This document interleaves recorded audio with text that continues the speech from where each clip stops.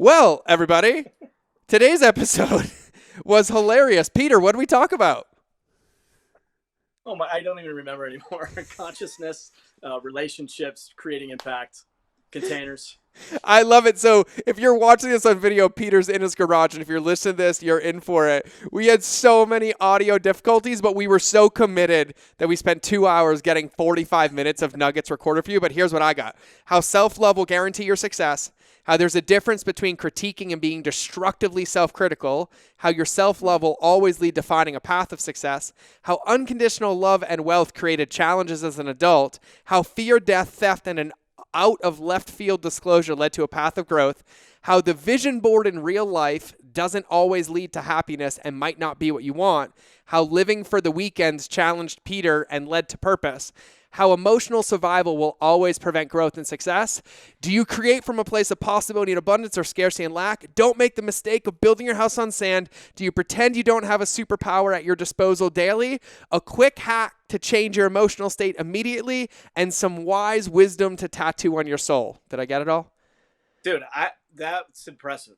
I love it. All right, so that's what we got into this episode with my dear friend Peter King from Wired for Impact. So we're both going to shut up and ignore technical stuff for a little while and get back into life. So without further ado, here's the intro and enjoy the episode.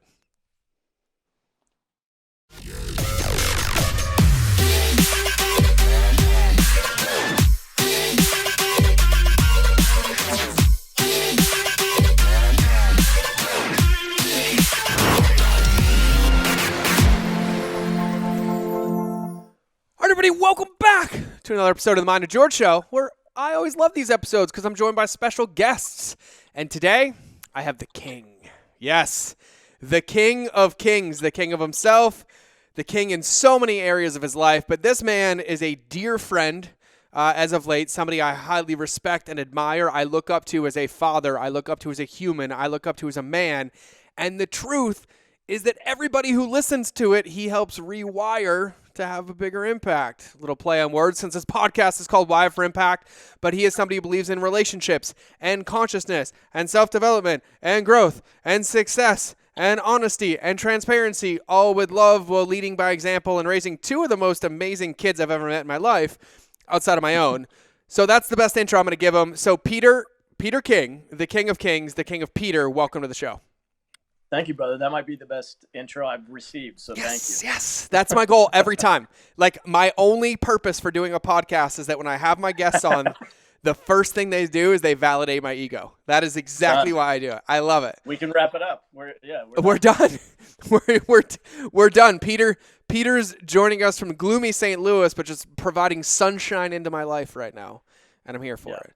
All right, so I got to kick off the show in normal show fashion because it really sets the context. And you, of a lot of people that I've had on the show, have a plethora of experience and wisdom, and I can't wait to hear this. And so one of the questions I love asking people is, like, when you look back at your journey, and you've been in this game for a long time, been a part of big companies, your family, yourself, your entrepreneurship, when you look back, what was one of the biggest, and I use the word mistake, but biggest quote-unquote mistakes or lessons that you got, that you took forward, that you literally have as a non-negotiable in your life now? Self-love. Yeah. And that one was a hard lesson to learn.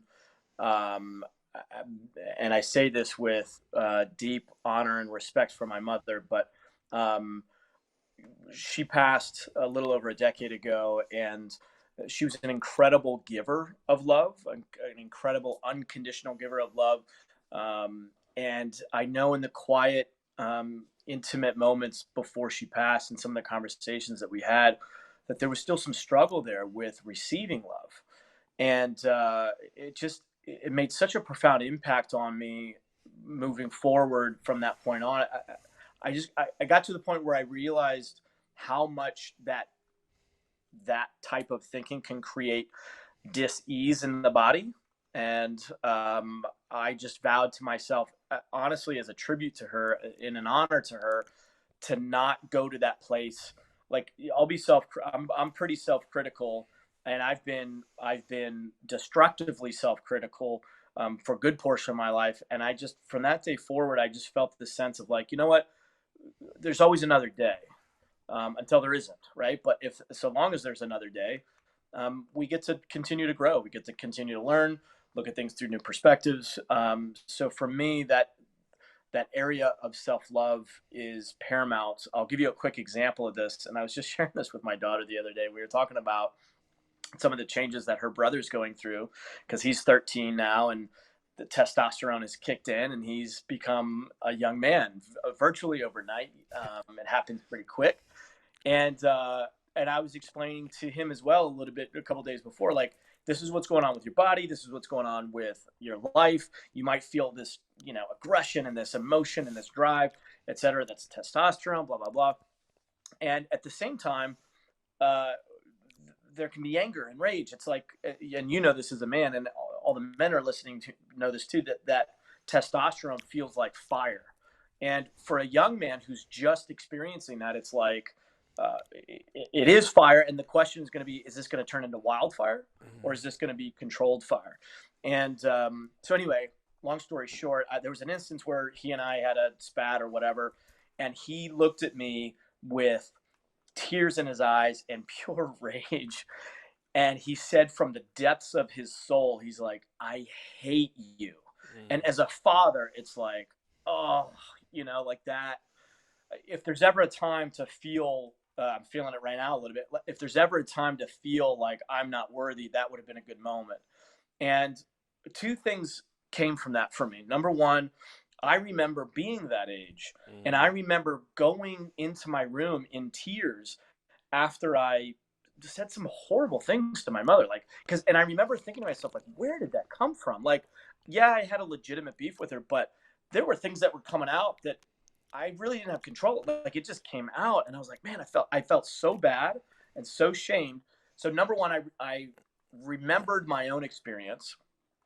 And then number two, I also had this new commitment that my mother bequeathed upon me, which was, I'm not going to beat myself up to the point of destructive application, if you will.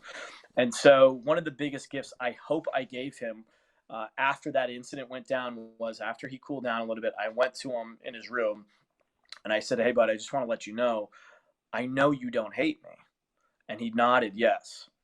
And I said, there's things that I can improve on. There's things that I can do better. I think if you were honest with yourself, we could have done it a little bit better, blah, blah, blah. We talked about how we can handle that situation in a better way. But that self-love, getting to that point of, like, I'm not worthy and I'm so frustrated and whatever. But pushing back enough to say, but that's okay. And I'm going to be okay. And I may need to learn some things that may suck for a little while, but I'm going to continue to show up. Yeah, dude, that really lands for me when you said, like, he looked at me with tears in his eyes and I could feel the rage. Number one, my 4-year-old gives that to me already, so he might be a little advanced in his testosterone, right? Or that's the universe testing me. But one of the things that I love about what you just said, and the answer to your question, and I'm going to ask you to unpack it a little bit too, is, you are really good at relationships, but what you had in that moment was, you had this level, in my opinion, this level of, like, self-acknowledgement, self-love, and enough of it to stand in that moment, like to hold that moment with your son, not make your son wrong and also not make you wrong, but then to choose how to respond. Now, is that something that, like, has it always been that way? Is that something you practice? Like, what does that feel like, or what does it do? Because in my opinion, like with a lot of entrepreneurs, just having that skill set guarantees the success of their business, right? Like, not letting the world pull reactions and make up stories and false narratives. So, like, what does that feel like? Like, how did you get there? Or, like, how do you practice that? Because, like, in my opinion, the hardest part is having, like, a loved one say that to you, or a child. I'm like, well, if your son can say it and you can do it, then any business partner can say whatever they want and you'll be unfazed. Well, it's funny because it's not standing in the world, so to speak. It's standing with my son. And I say that because I think that specific relationship is something that I've invested a lot of intention and awareness and learning around.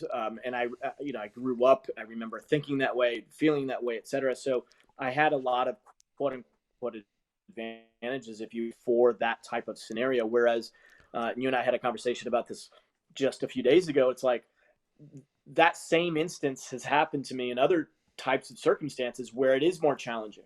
And so I think sometimes our relationships, there's different dynamics to those relationships. But for me, for that father son relationship at the age that he's at right now, Mm-hmm. I just really connect with it and I know where he's at. And so I can kind of parse it out. Um, Whereas in other situations, I'm trying to think of one that's fresh, but that might be with well, my daughter, I was getting her her driver's permit a few months ago. Oh Maybe you yeah, I saw my remember this post on one. this. Yep. Yeah, and the cops started giving me a hard time for being in the room. There was nobody else in the room. This is still 2020, so COVID was still strong. People, masks and social distancing and all that. Except, they wanted me to wait out in the car, and I'm like, I'm not leaving my daughter. She's literally the only people in the room, with the exception of one other man who I didn't know at the time was another policeman.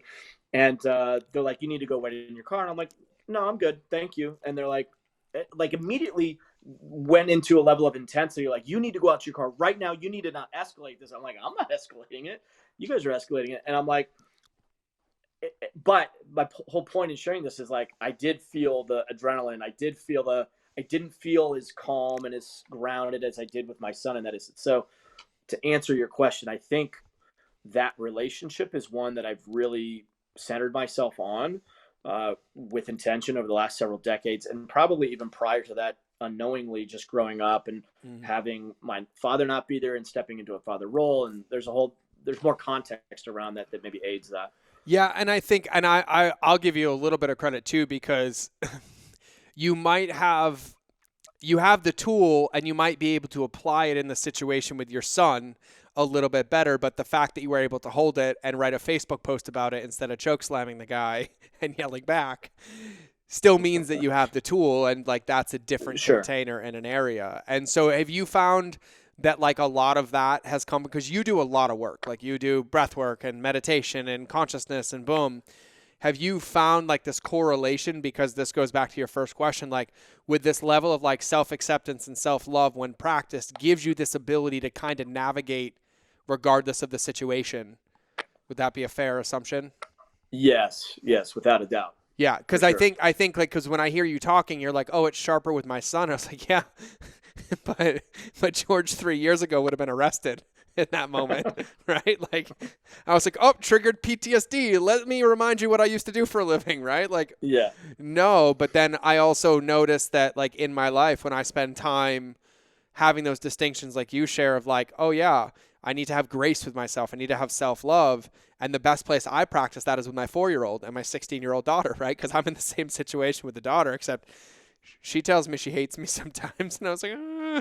And then I practice it with my son. But those same lessons I apply and they come into the office, right? They come into the business, they come into all of it. And so I think it's a part for me that I see neglected all the time. And so I'm going to Hmm. unpack that in a minute. But before I do, I'd love to kind of hear your story arc of like how you got here, just for some context, right? Like you've taken a couple trips around the sun, right? And you've had a lot of different experiences, to being in multi-million-dollar businesses, to self-leading, to doing empowerment, to coaching men, to coaching women on relationships. Like, give me whatever arc that you want to give me that got you from like where you are, where you were, to like now I'm an entrepreneur, now I run this podcast, this is what I do. Like, I just kind of love to hear the story.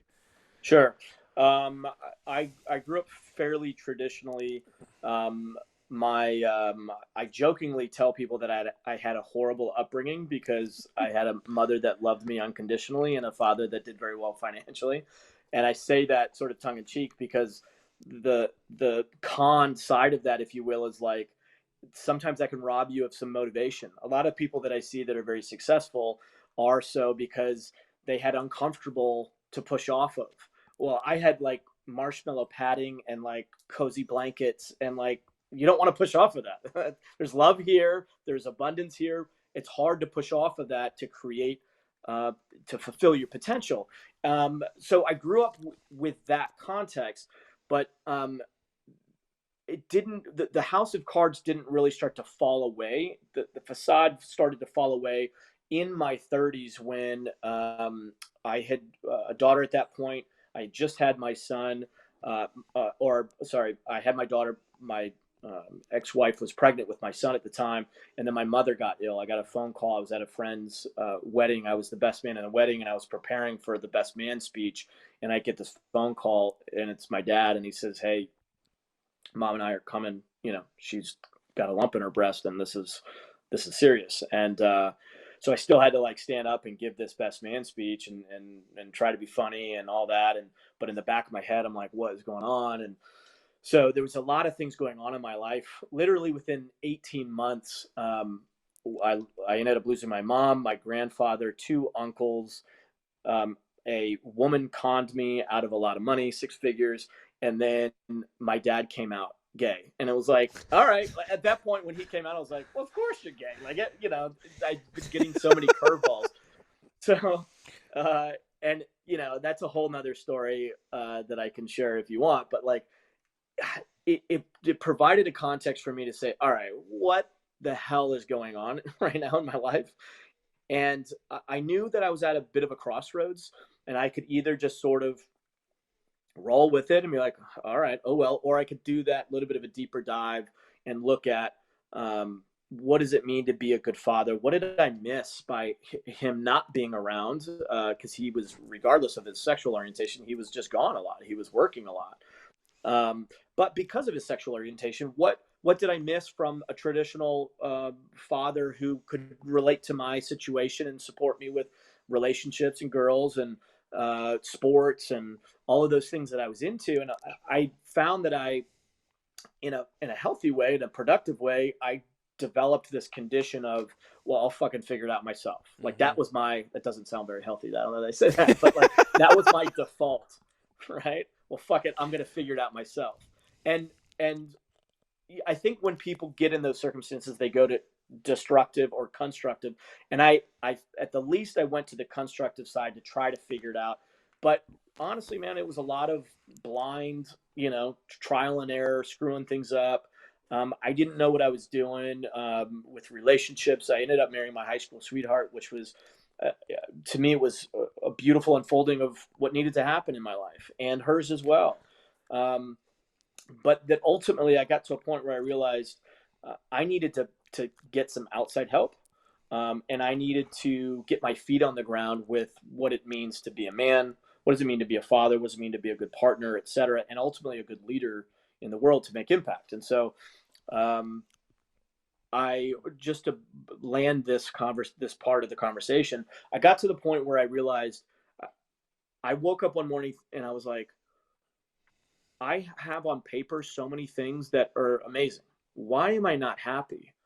I've got a nice, beautiful home, beautiful wife, great kids, but there was just something missing. I felt like a shell of myself. I felt like a shell version of myself. I was exhausted. I was miserable. Um, I was frustrated. I felt like a fraud. I felt like I was putting on this happy face when on the inside I was not feeling it. I felt like I had a calling that I wasn't answering. And so all of this was going on inside of me. And I literally at one point tried to live a 9 to 5 life because I got to the point where I'm like, what is wrong with me? There's something wrong with me. I should be happy. And so I'm like, I gave a 2 week intentional, I am going to just be happy with a 9 to 5 life and live for the weekends. Oh, so many other people seem to be happy doing that. I'm going to do that. And I lasted maybe a week and it hit me. And I was like, you know what? I can't not think about purpose. I can't not think about trying to help people and learn and push myself and grow. And that's when I realized, I didn't call it at the time this, but that's when I realized that I was quote unquote wired for impact. I was wired to give a shit. I was wired to try to help people. I wanted to serve. I wanted to uplift people, and haven't always done it very well. But ultimately, the podcast started. I got 2.5 years into it and realized I needed to tighten the branding message of it. And what came to me in a moment of meditation was wired for impact. And that was before I went to the Joe Dispenza stuff, by the way, which is Yeah. kind of interesting because it seems confirming when I got there and started learning all that. Yeah, good future pacing for yourself now, Yeah. really like getting deep and meta, and we're probably going to get into like many worlds theories at this point if we start ripping those ones to pieces. I love a lot of that, and even so, and by the way, just so everybody listening, Peter does have a good show, and there's an amazing episode with this guy named George Bryant on it. Hmm. You should probably check it out and subscribe. You're screwing up all my average analytics, George. Like I have to throw yours out because it skews all the other ones out. Oh, I love it. I love it. Like when I hear you talking, I got to ask a question that came up to me earlier to tie these together, right? Like we talked about at the beginning, like what was the biggest mistake? You're like, oh, this lack of self-love. And that led to this, what'd you call it? Like self-critical, overly self-critical and destructive, right? And then you get met with everything. You get death, you get cancer, you get your dad coming out, you get theft out of money, you got everything, and you're like, oh, pause. And what it sounds like is that in that moment, you're like, I'm going to choose to do something besides self-destructive behavior, right? It was like almost like a pattern interrupt. And so when you say earlier, like self-destructive behavior, like when you were like overly self-critical and then that would lead to self-destruction, like what would that look like? Because it sounds like in that moment you did something different, but what does like that self-destructive, critical kind of like swamp cesspool look like? And then how did you find your way out of that? My habit was checking out. So my destructive habit was going inward, isolating, cutting off. So for me, that's what self-destruction looked like. I mean, obviously there could be worse, totally. But I didn't get into any of that. But and I wasn't even fully conscious that I was doing this. But I was in emotional survival. And I could see it in my kids. I could see it in my ex-wife. I could see it in the mirror. And ultimately, I could see it on my body. Like my body started to fail. I developed a lump on my back. I was feeling chest pains. I was, I spent a couple of very, very lonely nights in the hospital, thinking like, shit, this might be it. So those things have a pretty profound way of making an impact on somebody and getting your attention and helping you realize like what you're doing isn't working. Like you need a shift here. Something needs to shift. Yeah. And you said, I got to interrupt you because it just tied together the other thing that was like bothering me that you said, when you said that didn't sound healthy, like I'll fucking prove it, right? Like I'll do it. But I think what happens, and I see it a lot, is there's this like compensation where you're like, I'm aware this is happening. I'm going to go all the other way out in the opposite direction and go that way. And then I think the ultimate goal is that we find the middle and be able to modulate, right? And so I feel like that's something that you're really, really good at. Like one of the things that you thrive in is like talking about relationships, right? But I think what you really thrive in is like that self relationship, like that the most important one. And what you do. And so, in my opinion, and obviously like you and I are friends, so I'm talking a lot on this episode more than I would, but like for me, there was this point in me as an entrepreneur and even as a human where my destructive behavior was creating chaos and breaking stuff. So then you could tell me, George, you effed it up. Look, you failed. Because then I would take that as ammunition and I would use that to then prove you wrong again. And it's a two-step. Dude, it was good. Like I was good at this like manipulation of self game and like hiding the destructive behavior because it's like, and I even look back like and this is going to get really deep. I know Peter will appreciate this, but like mistakes that I've made in my life that have hurt other people and I'm still in relationships with those people. And on the anniversary of those days, instead of supporting, breaking my leg, ending up in the hospital, having like physical illnesses that put me in bed 3 years in a row on a date that I caused pain and I couldn't stand in it. And so instead, I physically manifested like quote unquote a lump on my back, except a broken leg because I ran into you on a quad. Damn. Like, and so it's deep. Like this is like it's really big topic for me. Yeah. And my wife laughs because a lot of people, oh man, you would be the person that I would cry about on my own show about my own story without you asking a damn question. The hardest part, Peter, is that people celebrated that wound. Because George, ready? What's George's story? Oh, from poverty into the Marine Corps, honor graduate in the Marine Corps, almost loses both of his legs. Say they're going to amputate him. Okay, cool. So then what? I learn how to walk again, tie a world record, do an Ironman, right? Like, oh, George became a food blogger because he got out of the Marine Corps so he could, blah, blah, blah. And then I was like, you can't write a book. Then I become a New York Times bestseller as my new addiction. And people celebrate what was actually my pain and my trauma. Mm. Like, it was crazy. It was crazy. I don't know. Sorry. That was a little tangent. Like, it could go really, really deep, but we'll leave it at that. No, that is deep. The payoff. There's always a payoff. Yeah. People complain. People will, talk about their injuries or their how the world is against them, their victimization. But there's a payoff in that, and there's a payoff of love, of affection, of poor you, of this, that, or whatever. And I am certainly guilty of that. But it's interesting that it then manifested in a drive for you, which then got very rewarded, very celebrated. And so, and I've seen people go down this path, very high performing people who are a mess on the inside, but high performing on the external. And it's very difficult for them to get that awareness. But then once they realize the awareness, it's like, oh shit, if you take that away, I'm not going to perform because that's my whole drive. You're taking away my fuel. How do I perform without being with my back against the wall, or people doubting me, or me fucking it up and then having to fix it? It's very difficult for people to rewire, but that's not where real creation comes from. Yeah, like when the removal of it, here's what I went through. I'm going to let you be my therapist for a minute because you help people with relationships and you coach people and rewire for impact. Part of the hardest part for me was I got the awareness, right? I got the awareness that how I was showing up was toxic, right? I was creating success, but it was from an unhealthy place. And then the people close to me in my life were like, hey, I know you're quote unquote succeeding on paper, but we're all miserable. And a piece of feedback I got from one of my first mentors was I left a trail of dead bodies behind me. And she hit me right in the gut because she's like, so you go to war to save people's lives and to do blank, blank, blank, and you bring them all home and you come back and you take that and you decide to just kill people here. And I was like, ow, right? Like, ow. And I needed to hear it. So then what happened is I had this awareness. I'm like, God, how I'm showing up is causing collateral damage, right? Mm.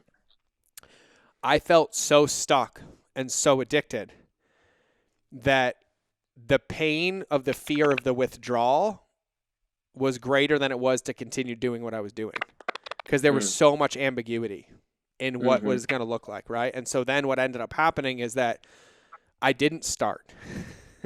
Everybody around me left, right? So it was like wife left me, right? Couldn't see my kids anymore. Business partners left, and then I'm stuck on an island. And it's almost like I wanted to create the island because I couldn't take the choice or make the decision to do something different. It was like the story I told myself, but it was good. But then the period that followed was probably one of the hardest periods of my life. It was about 3 years. And the hardest part is it felt like every day was work because it felt like I had an empty gas tank because I'd spent 35 years of my life being fueled by insecurity, being fueled by these broken narratives. And it took me quite a long time to realize that, well, I got to kind of create my own and chase it. But when you said that, like it really, really lands to me. And I know I'm not the only one because one of the reasons I had so much success so fast is because the moment I had it, like the moment I became a New York Times bestseller, the feeling lasted for about 5 minutes and then it was gone. And then I felt empty again. And I was like, oh, next deal.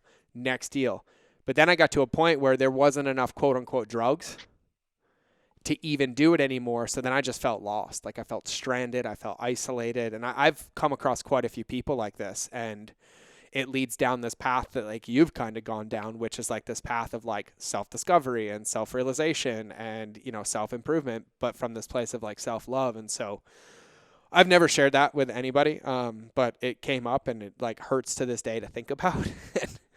It's funny now. My drive is, I don't ever want to feel that way again. I just want to be happy and love and have my kids happy and love and my wife happy and love. But yeah, it's a big one, man. It's a big one. Well, it's this is dipping my toe into the Joe Dispenza world a little bit, but he often talks about creating from that higher level of emotion and abundance, Mm. as opposed to creating from a sense of fear, creating from a sense of desire for significance, creating from a sense of incompleteness. And it can be anything, creating a relationship, creating a paycheck, a healthier bank account, creating a better body, etc. If you're coming from that place of void, of lack, of fear, the creation that you're creating is you're building it on a house of sand. Yep. It's not, there's no foundation there. And like you said, you might achieve, but probably the worst thing that could happen is that you actually start to get results that you get celebrated for, because it seems like you're heading in the right direction. And while there's certainly something to be said about those achievements, it's not to take anything away from you on those, because I'm sure you busted your ass and there's a lot of great Totally. wins collectively in it. But if at the end of the day you're still miserable, you're still empty, that's another game. It's another fight. It's another, it's a different approach. It's a different mindset. And that's the world that I live in, where it's the inner stuff. And I have, I've talked to a lot of people who have the external validation in spades, like plenty. And yet they're still struggling with a relationship, or like you said earlier, a relationship with yourself. And I can't even begin to tell you how profound it is to come to a place, and this happened for me just even last year. It was like a turning point when, because we've known each other a little bit enough that I've shared with you, like, I hate the winters here in Missouri. Yeah. I don't hate winter. I hate Missouri winters. Like, I would love to be on the mountains. I don't mind the cold if I'm in a place like that. I really thrive in like tropical sun, ocean, those types of environments. And St. Louis like has neither. And so there's literally like a 3 to 4 month period every winter where it gets gloomy, gray, cold, no snow. It's just miserable. I think it's miserable. And so for last handful of years, I was just kind of a bitch every little winter, like, oh, I'm trying to get out of here. I got to escape. And so my point is, trying to create from that sense of lack. Like, even if I did pull something out and was like, oh, I got a second home in Florida, or was able to travel enough to where I didn't feel that, I'm still not on solid bedrock. And it wasn't until there was literally a day I was sitting home. I can't remember if this was actually even on a holiday, because I remember it was like maybe it was New Year's or something like that. But I was sitting alone, and I knew at that moment that I had to choose happiness. Like, I'm taking me wherever I go. If I'm fucking miserable everywhere, like, don't be miserable. Choose happiness. Tune in to that joy, to whatever. And there was a profound moment where I was just sitting, and I felt this overwhelming sense of love and joy, and I started like laughing, because I'm still the environment didn't change. That my external environment didn't change. It was still gloomy. It was still annoyingly cold, but my internal environment changed, and I created a new internal compass to where what was coming out. So, and here's the takeaway: is like what started to emanate from me from that place of creation was, what am I missing? What in St. Louis am I missing? Because I've been so like complaining and being a baby about it that I've had my head down all winter. Like, what restaurants have I not been to? What cool activities? There's so many different there's a lot of really unique communities. There's an Italian community here. There's, I forget the name of it, but there's just a lot of really cool things here that I was overlooking because I was feeling sorry for myself. Yeah. But to me, the biggest thing was it felt, I swear to God, dude, it felt like a superpower, because it was like, if you can be alone in what you might consider a shitty environment and still find joy and still find happiness, it was like, oh my God, I found the anti-drug to any like, nothing is worse than being surrounded by abundance and just feeling completely miserable on the inside. Because it's one thing if you're in a shitty environment, if you're like in jail, or Viktor Frankl's Man's Search for Meaning. Yeah, it's like you've got all the reason to complain and be frustrated, and I'm, don't get me wrong, I'm sure that situation sucks, but when you're given everything and you have no excuse, and you're still miserable, it's a scary place to be, quite honestly, dude. Like, it's like, whoa, there really is something fucking wrong with me. But what it does is it strips away all of the excuses. Yeah. Jim Carrey said one time, like, I wish everybody could be rich so they could realize, like, that has nothing to do with whether or not you're happy. I'm paraphrasing, but he Yeah, said no, something no, like that. I've seen that quote. It's a good one. Yeah. Yeah.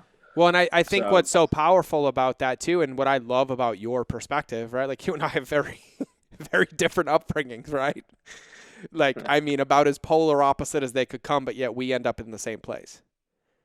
yeah, yes, Unlocking fascinating. relationship with self, Yes, prioritizing ourselves, being good parents, finding empathy, compassion, right? The paradigms were very, very different, but the commonalities we end up here, and it's funny, I have to call you out.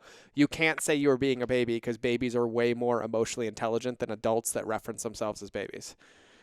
that's I true. just have to say I that. was Like I was a dumb baby. do not project on babies because quite frankly, I think one of the greatest gifts to humanity is learning emotional behavior from children. Right? Like you Mm-hmm. talk about this, right? Like I can I I live a comfortable life, right? Like I've done well. And so like my kids grow up very, very comfortable. But it's funny is it doesn't matter if we're in a house on the lake, in the house of the mountains, or in a tent in the middle of the woods.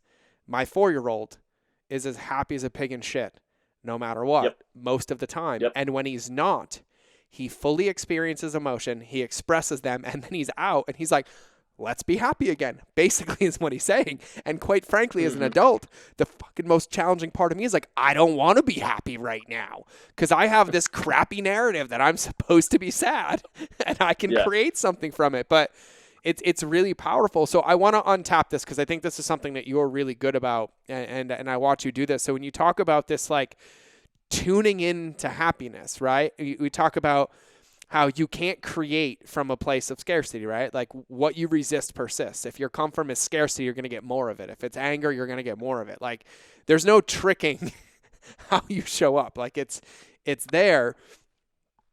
But then at the same time, in a moment, we can breathe, find presence, find happiness. It doesn't mean our external environment changes. It means we control the narrative that happens on the inside.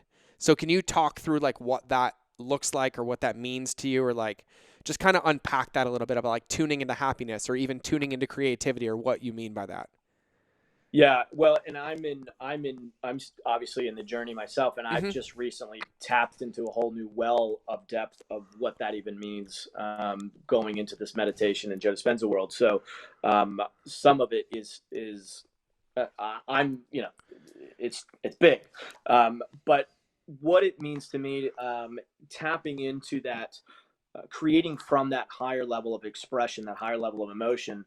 Um, I don't think we realize how much we're affecting not only our physical well-being, but every interaction that we have, every thought that we have. If we're coming from a place of lack, like you said, the environment or your external environment doesn't change around you, but there are so many subtle nuanced things that does change, that does then add up and affect, effectively does change our external environment. And this is the more quantum science behind this stuff, which is when you're tuned, let's say individual A is sitting there feeling sorry for themselves, they're feeling frustrated, they're feeling oppressed, they're feeling like a victim. What they're not realizing is that low level of conscious emotion is actually creating electromagnetic energy around them that is affecting their literal body's functions. So let's start just with that. If your body is not fully functioning in coherence in the quantum world, they call it destructive interference, I think it is, when the electromagnetic waves of your emotion are affecting the particles of your body biochemically. Your biochemistry is going to be very, very different than person B, who's in an elated state of total abundance and joy. Regardless, they could be sitting right next to each other, and the environment so called could be the same, and yet immediately in their own biochemistry they're existing in two completely different realities. You Mm-hmm. take person A who's feeling the shitty way and you interact with one person. What does that interaction look like? Versus person B. What does that person look like when they make a decision, when they have a story about themselves about how they look in the mirror.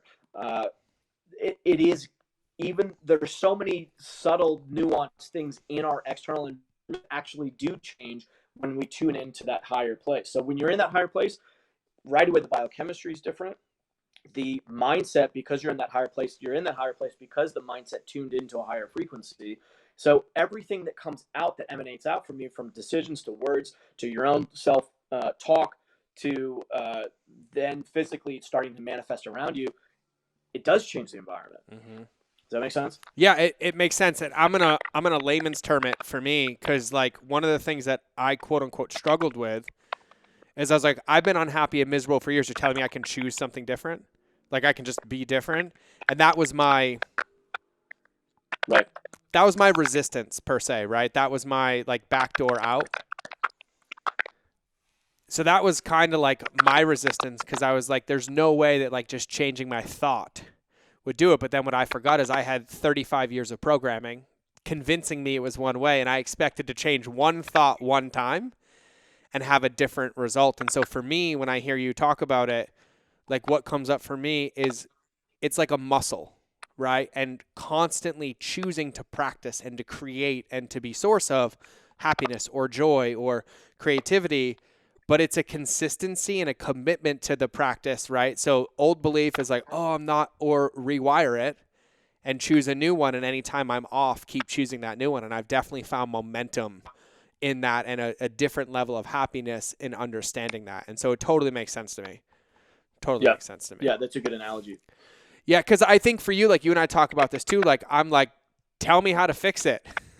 And I was like, give me the blueprint. But the truth is like the blueprint is built through the practice of it, right? Like, because nobody else is in your environment and responding and seeing your environment like you are.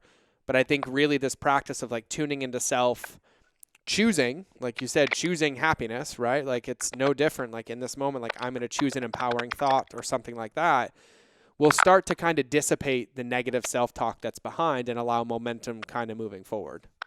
What it does, yeah, absolutely. What you nailed it on the head when you talk about the momentum, because what happens is when you do tune into that, and tuning in, it's one thing to like point at it and fake it.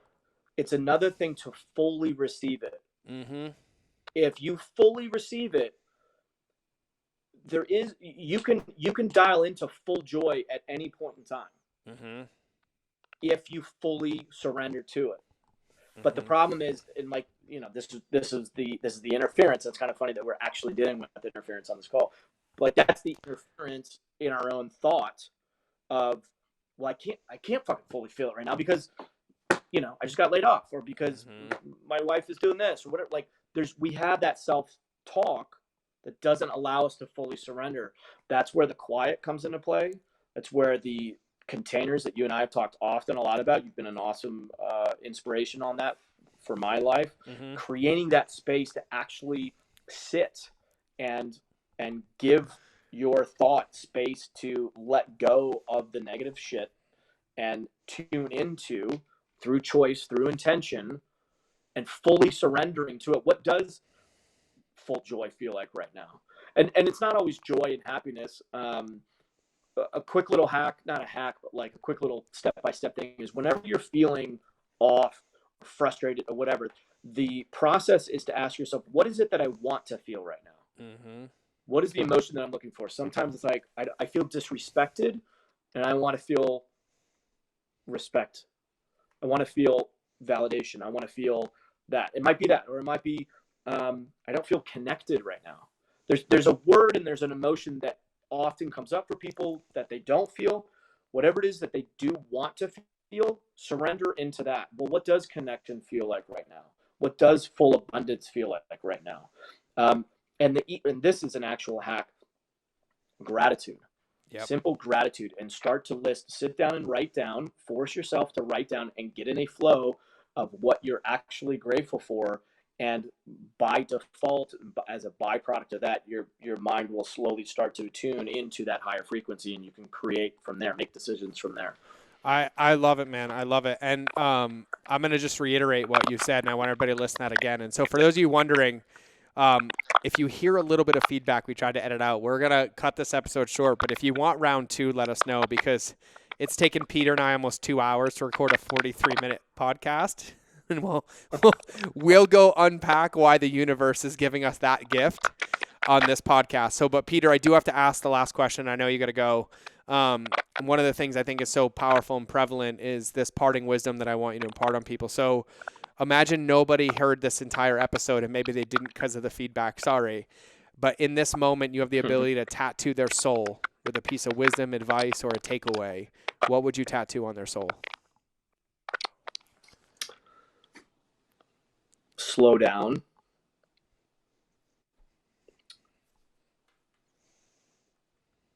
Receive.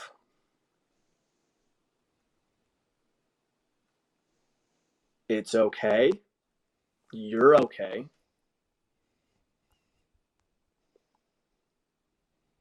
And when you land there, the world is your playground.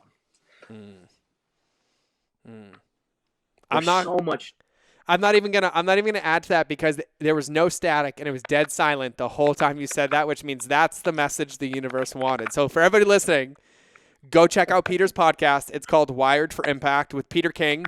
I'm on the show. It's an amazing show. And then Peter will have to do round 2, and we'll laugh about this, and we'll figure out why this happened, and we'll joke about it. So Peter, thank you so much for being here. For everybody else listening, you might still be hearing a little bit of feedback. You might not. Who knows? The message should have come through anyways. But I just wanted to say thank you. Thank you for being here. Thank you for playing the game. Take a chance and try what Peter talked about. This is something we talk about a lot. I talk about stillness practices. He reiterated that. I talk about gratitude practices. He reiterated that. Talk about choosing something different. So choose something in this moment to empower yourself to be different. And I will either see you in the next episode, or you will hear me in your earballs. So go check out Peter, go check out Wired for Impact, and then let me know on Instagram if you want us back for round 2 and specifically what you want us to cover. But until then, it's time to cue the outro.